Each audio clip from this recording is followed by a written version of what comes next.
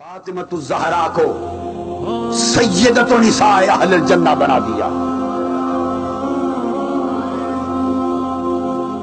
سب جنت کی عورتوں کا سردار بنا دیا اور سیدۃ نساء العالمین کائنات کی مومنات کا سردار بنا دیا فاطمہ الزہرا کو. فاطمہ سے محبت کا یہ عالم کہ جب بابا سے ملنے آتی، صحیح بخاری، مسلم، ترمذی، تمام کتب حدیث، اہل سنت کی بھی بری پڑی، اہل تشیع کی بھی بری پڑی، اس پر کوئی اختلاف کی گنجائش بھی نہیں. میں نے تو اب تک جو کہا، اب تک جو کچھ کہا، اختلاف کی گنجائش نہیں ہے.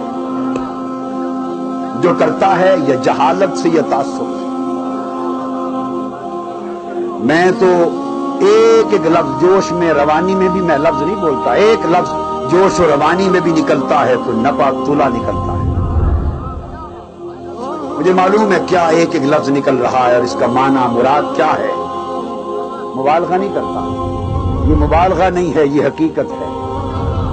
فاطمہ الزہرا جب بابا سے ملنے آتی، کتب حدیث بتاتی ہیں کہ خدا کی قسم مصطفیٰ زہرا کے لیے کھڑے ہو جاتے.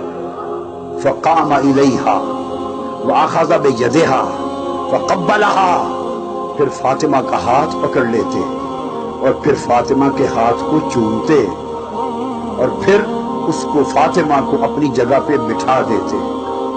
اور جب بابا زہرا کے پاس جاتے تو فاطمہ کھڑی ہو جاتی اور بابا کا ہاتھ چومتی اور پھر اپنی جگہ پہ بٹھا دیتی.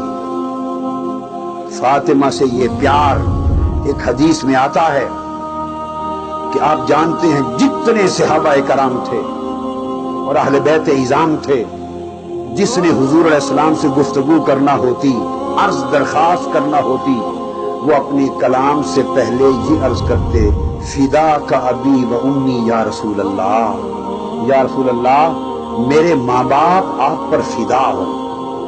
یہ کلمہ کہہ کر پیار کا تو پھر آگے اپنی عرض پیش کرتے.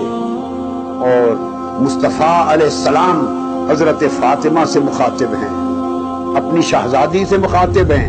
سارا جہان مصطفیٰ سے عرض کرتا ہے فداک ابی و امی، یا رسول اللہ میرے ماں باپ آپ پر فدا ہوں. آج مصطفیٰ سیدہ فاطمہ سے مخاطب ہیں اور فرما رہے ہیں فداک ابی و امی یا فاطمہ، فاطمہ تجھ پر میرے ماں باپ فدا ہوں، تجھ پر میرے ماں باپ فدا ہوں. یہ فاطمہ الزہرا ہے.